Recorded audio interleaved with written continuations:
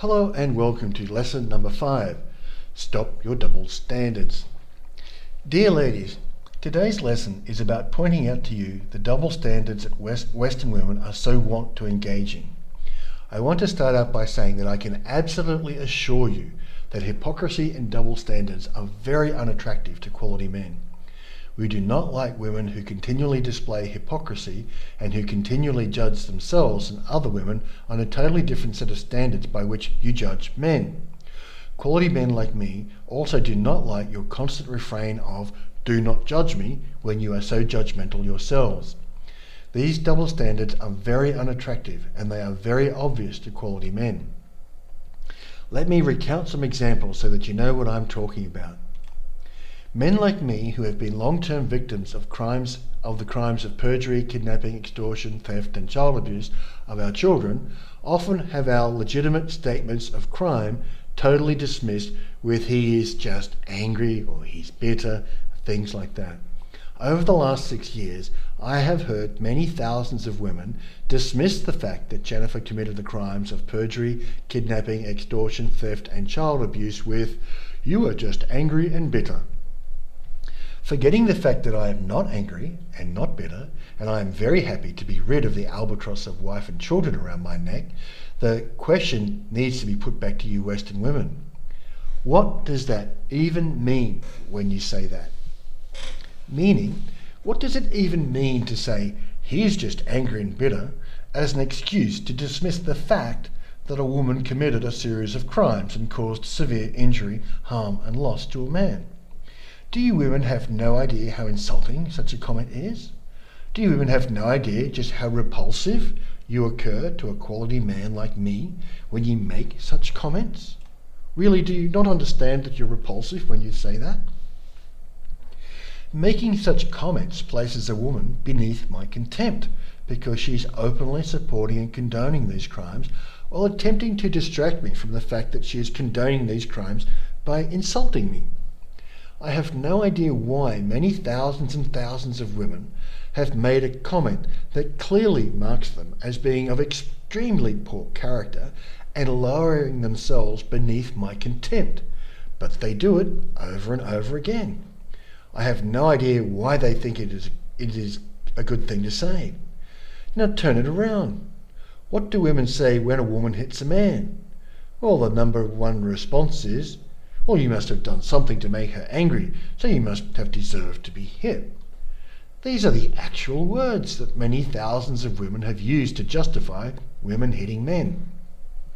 In my case, thousands of women have said to me that I must have upset Jennifer and that is why she committed these crimes, thereby implying that her crimes are somehow justified.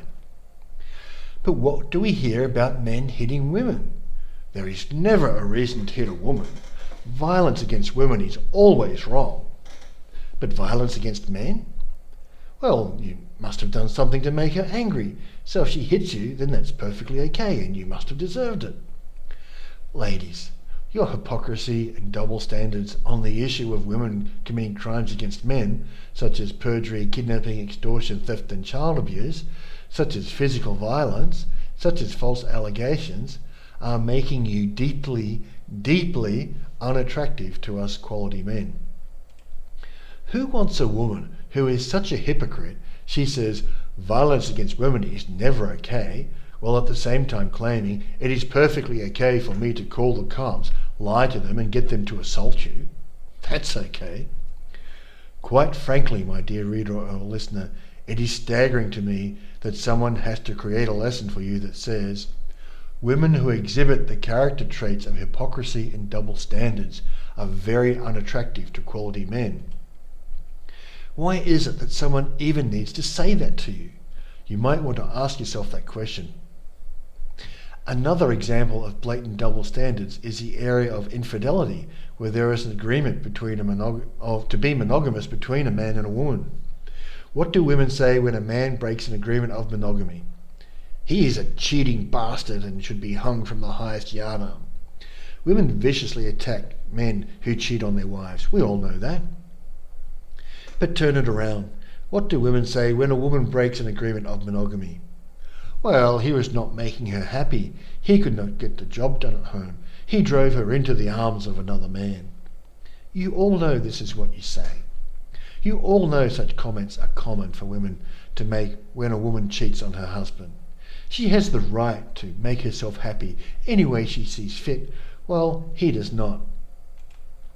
Dear ladies, you have every right to exhibit the characteristics of hypocrisy and double standards. No one can make you apply the same standards of judgment of character to men and women alike. However, the result of many decades of double standards while simultaneously claiming that you wish to be treated as our equals has left you in the position that you have no credibility with quality men. We simply do not believe you are sincere in what you are saying much of the time. When we do not believe you are sincere, we find you unattractive. When women are sincere in what they say and they are honest about what they are doing, they are more attractive to quality men. Take my case with Sue 1 and Sue 3. Both of them are looking for husbands. Both of them told me straight up that they were dating other men to try and find a good husband. Sue 1 even told me about some of the dates she went on. We used to laugh about how big a loser some of the guys were. There are so few men in Germany who are willing to marry and have children that the dating pool is very shallow. Most of the men who are interested in marriage and children are not very well off and not very intelligent men. The men who are intelligent and well off are choosing not to marry or choosing foreign brides at quite a high percentage.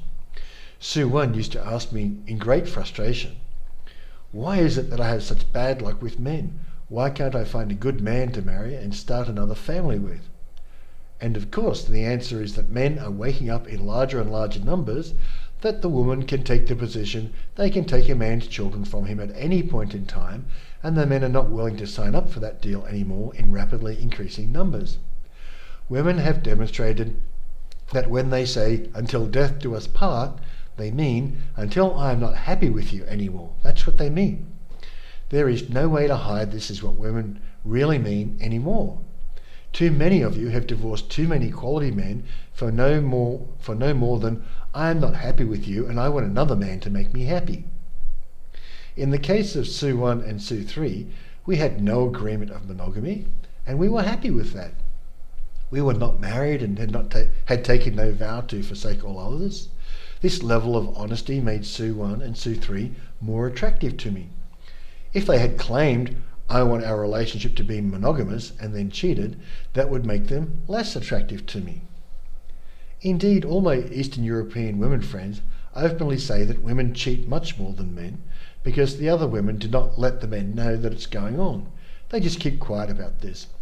Further, it is much easier for a woman to cheat because they have more opportunities and more time when they are not so closely observed, and it is very easy to find a man who is willing to cheat with a woman. Like, go to any bar, you'll find one. He may be a lowlife, but you'll definitely find a man willing to cheat with you. On the flip side, men are more closely observed, and it is much harder for a man to find a woman who is willing to cheat with him. Women who cheat with men are usually after much more than the casual roll in the hay, as it were. When I worked at IBM and there was the massive affirmative action effort underway, there were large intakes of young females who had just left university. You know, the normal 22 to 23-year-old females coming out of university. There were lots of these young women coming into IBM in the 80s. The average first-line manager was about 30 to 40 years of age with a wife and children. Some of them were younger, of course, but there were not too many managers under the age of 30. It took time to prove yourself that you were worthy of the role of manager, managing other people. One thing that always boggles my mind, dear ladies, is this. Women demanded that they gain access to the office workplace. They protested, they campaigned, they picketed, they demanded politicians create legislation that unfairly discriminated against men to force men to hire less qualified and less skilled women into the office workplace over and above the more qualified men. That's what you were doing in the 80s and 90s and zeros. So what developed was men who were managers, who were in their 30s and 40s with a wife and children, were suddenly confronted with very attractive 20-something women, whose pay rises and promotions these men controlled. I put this question to you, dear lady. What did you think was going to happen in that situation? Really, what do you imagine was going to happen? You know what women are like. You know that a woman will earn a pay rise and promotion on her back much more readily than earn it through years of hard work. When I was at IBM, it was common knowledge that many of the young, attractive women were, quote, earning, unquote, their pay rises and promotions via sexual favours. The women who did this were quite open about it. Some of them would even tell me how proud they were that they didn't have to slave away for a whole year to earn the next pay rise or promotion, that they were able to use their feminine ways to get these pay rises and promotions rather than win them on merit. The women actually bragged about being able to do this. They would sit at lunch and tell you they did this. The men who used to indulge women this way were also quite well known. Us men could see the level of skill of the women, and we could see the women who did not deserve the pay rises and promotions they were getting. I mean, does anybody imagine that us men didn't know what was going on? You know, the woman worked right next to you, you understood her level of skill, she got a pay rise and promotion in front of you, and it was quite clear that your boss knew that she wasn't as good as you. Does anybody imagine that we didn't know what was going on? I ask you, dear lady, if you were the wife of one of these men who are managing young women, what would you think if the 20-something attractive woman, what would you think of the 20-something attractive woman throwing herself at your husband every day in close proximity, trying to earn her pay rise and promotion through sexual favours? What did the wives of these men make of all this, right? And are you still so keen to support women flooding into the office environment in their masses when you know that these women will predate your husbands? And why is it that when a nubile, young, 20-something attractive woman manages to seduce a married man, that it is all his fault for giving in to the temptation, while at the same time, if his wife went out and had an affair, it would also be his fault for not keeping her happy? Could the double standard be any more blatant? I refer you to Sharon Osbourne, who many of you will know. She's quite well known in the USA and the UK as the wife of legendary rock star Ozzy Osbourne. Sharon Osbourne on national US TV openly condoned and supported a woman drugging her husband, tying him to the bed, cutting off his penis, putting it in the garbage disposal. She openly laughed about this and supported it and condoned this vicious, cruel, premeditated criminal act, and it was perfectly okay by her audience and millions of women. No one objected to her supporting and condoning such a vicious criminal act. One of her panelists did mention, you know, if the sexes were reversed and this was a woman who was attacked by her husband, we would not be laughing. One of her panelists said that. To which Sharon Osbourne replied, but it is so funny to think of his willy flying around in the garbage disposal. Yes, that's funny. Okay. I would also mention that Sharon Osbourne has admitted to having an affair with Jay Leno. Now, I do not wish to have that image in my mind, but the point is that Sharon Osbourne is quite proud of her affair with Jay Leno, and there was absolutely no criticism of Sharon Osbourne for this adultery. Again, I'm not arguing that you are not entitled to be hypocrites on the issue of infidelity or physical violence against men. You can condone adultery and physical violence against men all you like. Laugh as much as you want when a woman cuts a man's penis off. Call it hysterical. Champion the women like you did with Lorena Bobbitt. Make jokes of a man who was asleep when viciously attacked by a psychopathic, violent criminal woman. Support women who learn how to make napalm and burn their husbands to death in his sleep. Support a woman who murders her husband in cold blood by shooting him in the back while he sleeps. Go ahead. Knock yourselves out about being so hateful of men that you laugh at them when they have their penises cut off or are murdered by psychotic, violent criminal women. Just do not expect us quality men to find your behaviour attractive to us.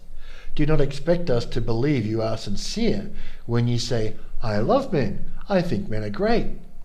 We no longer believe you are sincere when you openly support and condone women murdering men and you say and do nothing about it, about such vigilante murders. And now we are just on 15 minutes. I'd just like to take a short break and have a word from one of our sponsors. And thank you very much for returning. I was just about to tell you the story of meeting a young German woman on a train to illustrate to you the difference in attitude between Western women and German women. So please allow me, dear reader, to give you an example of an attractive woman. On the event of May Day 2011, I called up Sue One and asked her if she would do me the honour of having dinner with me so I could thank her one more time for what she did for me 3 years earlier. She graciously accepted my invitation and we decided that we would spend most of the day together and just talk over old times, so we would meet for lunch. She lives a 60-minute train trip away from me. Since it was Saturday of the May Day weekend, I knew the train would be full, so I made sure to be 10 minutes early to make sure I was able to secure a seat. I was correct, the train was full. As it happened, a very attractive 20-something woman sat next to me. She was German born and bred, it turned out. She turned out to be 28 and a marketing manager for a natural cosmetics firm, so she was selected in part as a role model for their products. She was a very pretty young woman. She could see that I was reading a book in English and asked me where I was from, and we struck up a conversation. We have obviously never met before, and we have never met again. This was a chance meeting between two people. We talked about our backgrounds a bit to find out what each other was on about, and then she asked me, "Why do you live in Germany?" And I'll go through the conversation. Peter: "Well, the number one reason I live in Germany is that I really like the German people. Most Germans find this a bit strange, but German people are some of the nicest people in the world, and you treat me with the respect I have earned across my lifetime. I like that. I enjoy meeting German people, just like yourself. I am treated very poorly in the West because of the level of man-hatred by women of men in the West." And she looked at me, "Really? I've never heard anything like that before." "You are right. I'm surprised. Can you explain more about what you just said? I'm interested to learn." And I said, "Well, here's an example. What would be your reaction if you heard a story about a woman whose husband wanted a divorce, and in response she drugged his food and then tied him to the bed and cut his penis off and threw it in the garbage disposal? What would you think about that? What's your opinion?" And she said, "That's terrible. That's a vicious crime. She must be put in jail for many years. You cannot attack a man just because he wants a divorce, any more than a man can attack a woman who wants a divorce. All attacks like that are a crime and must be severely punished so that no one else will do it. What a horrible thing," she said. And I said, "And what if I were to say to you that in America, a woman who is a national TV celebrity and her audience of millions thought it was a great joke and really funny and laughed about it on national TV?" And she said, "I would say I would not believe you. No woman would ever laugh about such an attack. It's not funny. No, I do not believe you. That could not have happened." And I said, "Okay, that's fine. So let me ask you another question. What would be your opinion of this situation? Let us say a woman decides she's going to kill her husband, and she wants to do it in the most vicious and cruel and horrible way she can imagine. So she learns how to make napalm, which I had to explain to her. She didn't understand what napalm was. So she learns how to make napalm, and then one night, when he is sleeping, she pours the napalm onto his body and sets him alight, and he burns to death in the most horrible of ways. He suffers terribly, burning to death. And then, let's say, that the British Prime Minister's wife, Sherry Blair, and an internationally famous British icon of girl power, one of the Spice Girls, actually have a party and celebrate the fact she murdered her husband in cold blood, and they give her an award and claim that she's a role model for all women as to how to get rid of an abusive husband. What would you think of that?" And honest to God, I will never forget the look on her face. She suddenly realized I was not kidding and that this actually happened. And she looked at me, this shocked look on her face, and said, "Oh my God, you're serious? That actually happened?" And I said, "Yes, that actually happened. It was covered in the UK press and everyone sided with the woman. Apparently, despite the fact that there are thousands of women's shelters and a woman who leaves her husband will receive endless support and public money, everyone agreed that napalming him and burning him to death was perfectly okay. There was not one public voice objecting to a cold-blooded, premeditated murder because it was committed by a woman against a man. Tell me something. What would be your opinion of this? What would be the opinion of other women in Germany? Let us say a German in Germany was a bad wife and she was violent and she attacked her husband many times. Okay? It happens. Let us say that there is no question she is violent and has attacked her husband many times. Then let us say he decides to make napalm and burns her to death. And then let us say Angela Merkel's husband declares him to be a hero in a public ceremony and gives him an award and says this man is an example to all German men as to how to deal with German women who are nasty and violent. What would you and your fellow German women think if Angela Merkel said nothing about her husband's comments? That's the case I put in front of her. The exact turning around the opposite case of what Tony Blair did. And she said, we would be outraged. We would demand her immediate resignation. We would say that premeditated murder is never acceptable, and we would never allow a woman to hold a public office who openly supported premeditated murder. She is our representative, and we do not tolerate any of our representatives promoting murder of anyone. And I said, exactly. This is the opinion of German women. And now you know why I live in Germany. In Germany, any random woman I meet, like you on this train, knows and understands that premeditated murder is wrong, no matter what the provocation. You know that dealing with crimes is a matter for the judiciary and that we must not go about killing people we do not like. You understand that violence and causing injury, harm and loss to other people is not okay, no matter who does it and who is the victim. Right? You understand that.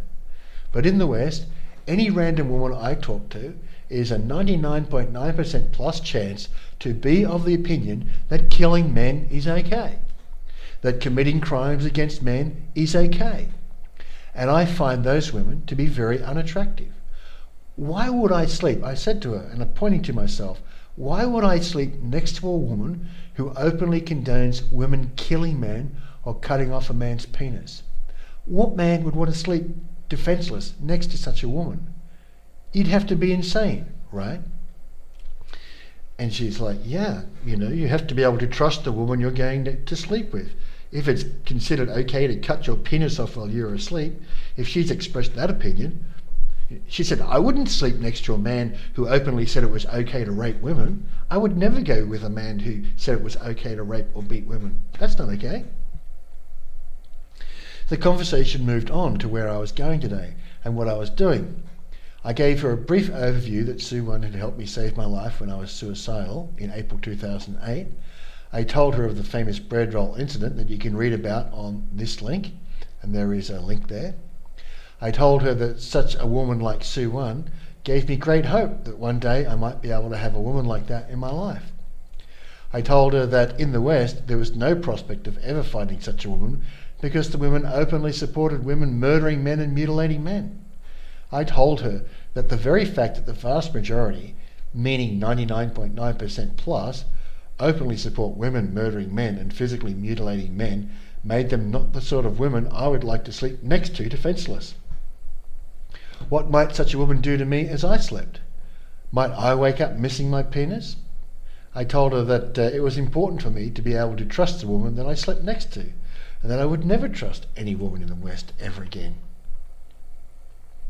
So she was very nice about Sue One and complimented her greatly in being willing to assist a near stranger when his own family could not care less about him.